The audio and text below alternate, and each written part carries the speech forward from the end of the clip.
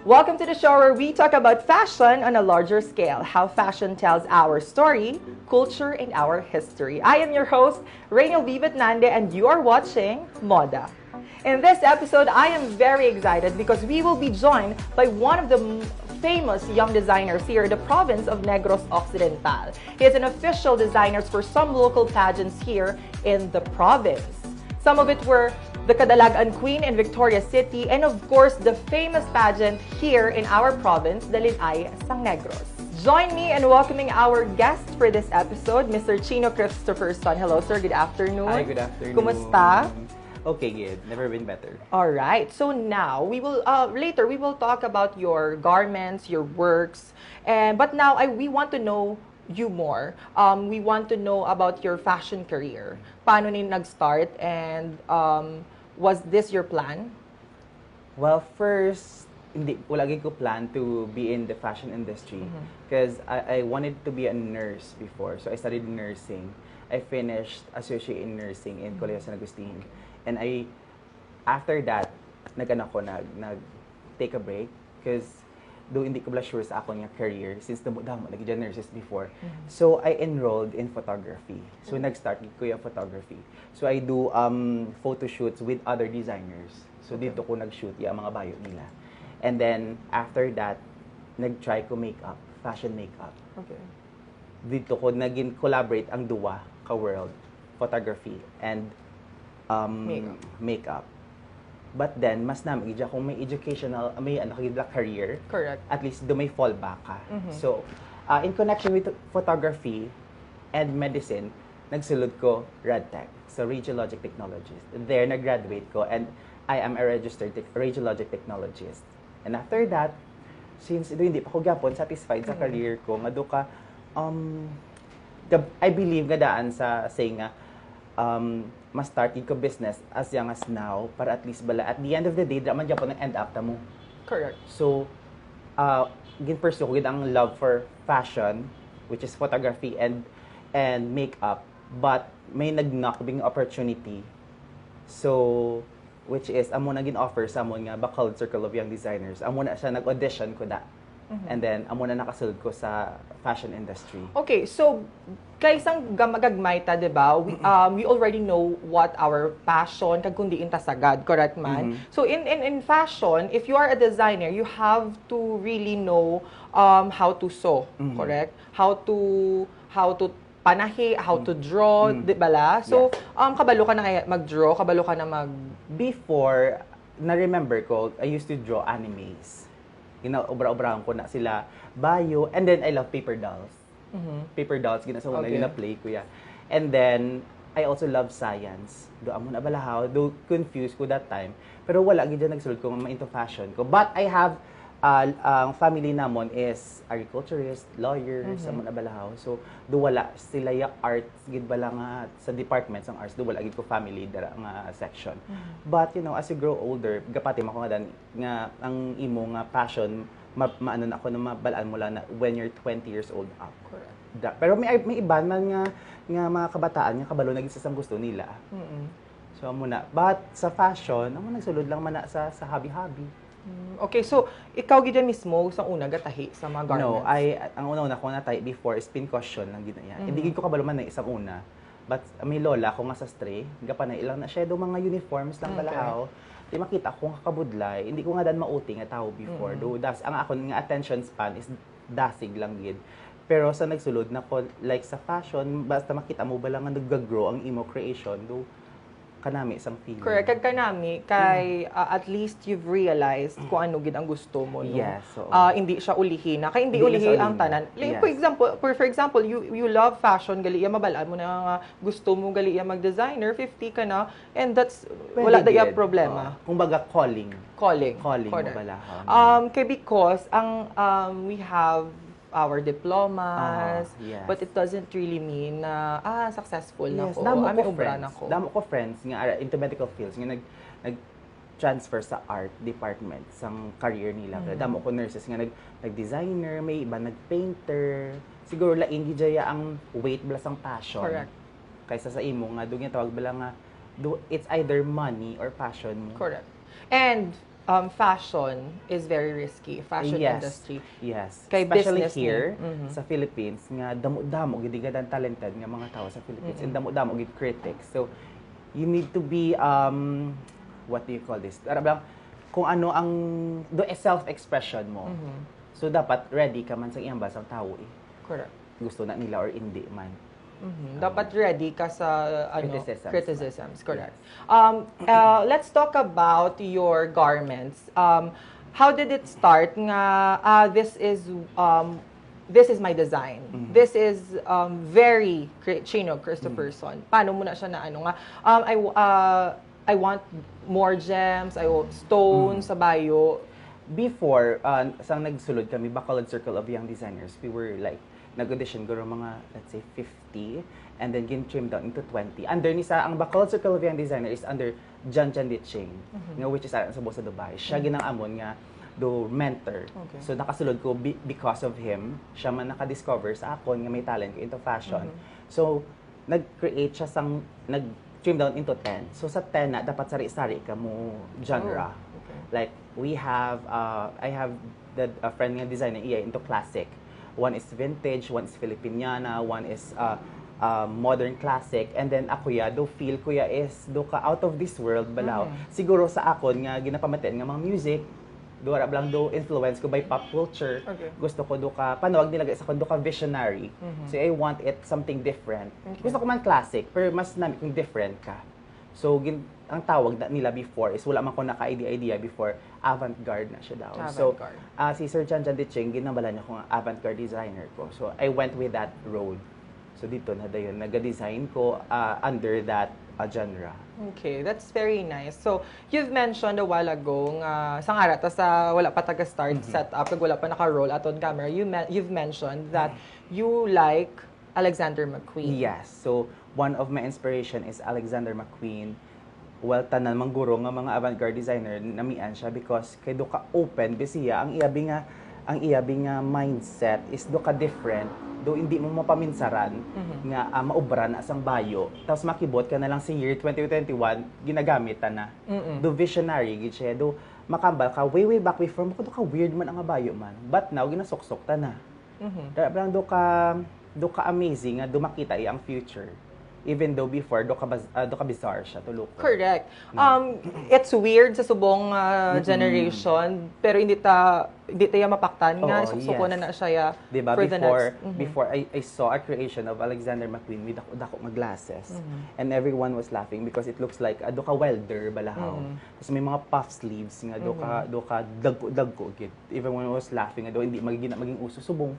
Ano mga ginagamit na sa mga magazine, nga do ka. Just like Lady Gaga. Yes. Diba? Especially Lady Pero Gaga. hindi lang tadi guro ka avant-garde sa Bacolod kay basi masalaan ta basi itukhang ta kung mag-avant-garde ta kara ta sa Robinson. So, or ara ka sa downtown. Or ara ka sa downtown, do hindi gina pwede.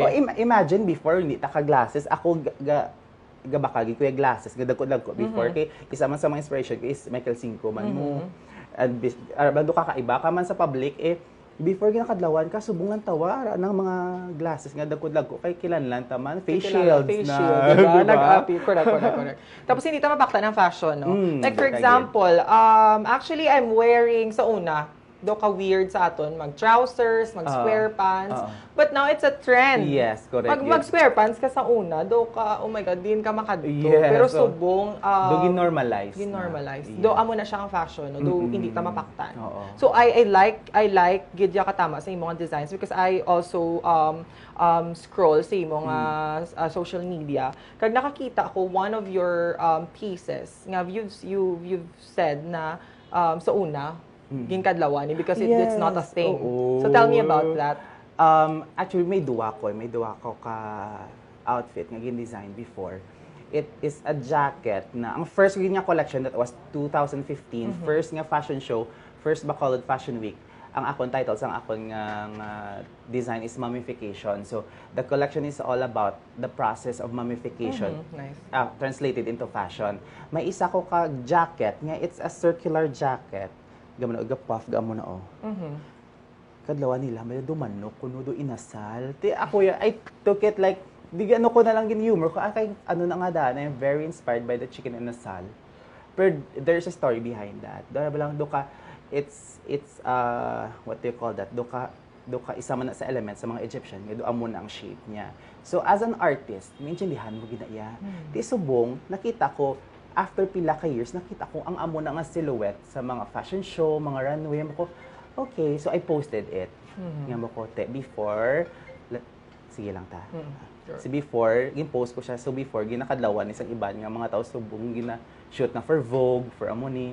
And then there's this isaman ka outfit man ginobra ko for Miss Earth. Miss yes. Earth Poland.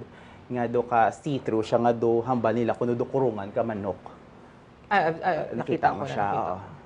Tapos nagwa ang isa ka series nga nanamian ko sa Netflix. Gin ko din. Oh, see, I told you after pila ka years may makapaminsar ginaya. Emily in Paris. Yes, amo na siya.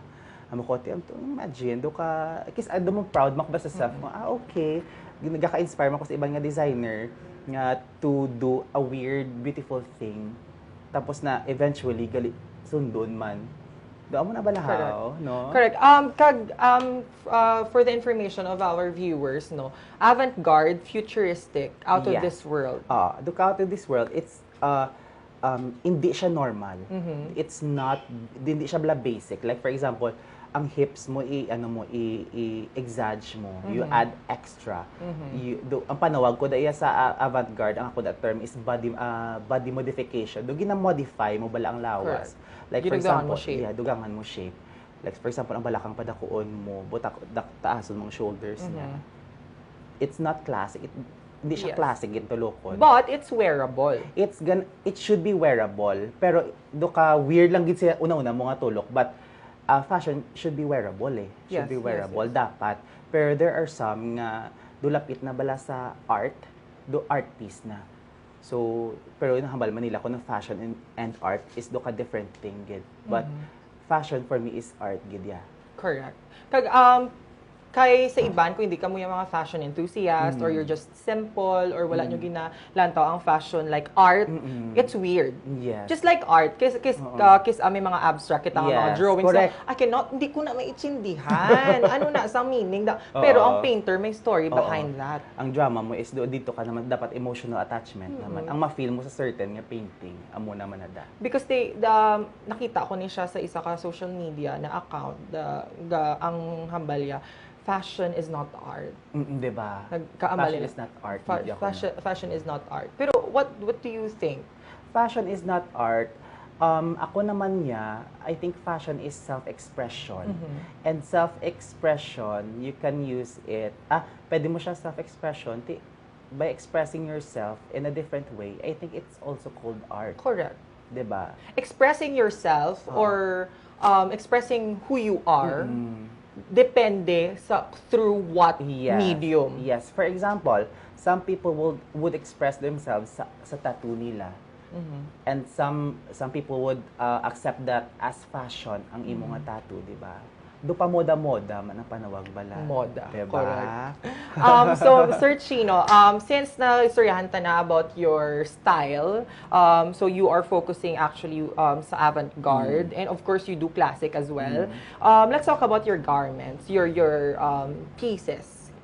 Tell me about your famous pieces nga napasuksok mo na sa different kinds of people. Before, ang first ko gidya nga doon nag-proud ko, napasuksukan ko si Andre Juchang, which is the the brother of the editor-in-chief in Preview magazine. Siya na ang first with nga celebrity, nga idol ko man kay siya yung gasuksukin na yung avant-garde pieces and he carries it well.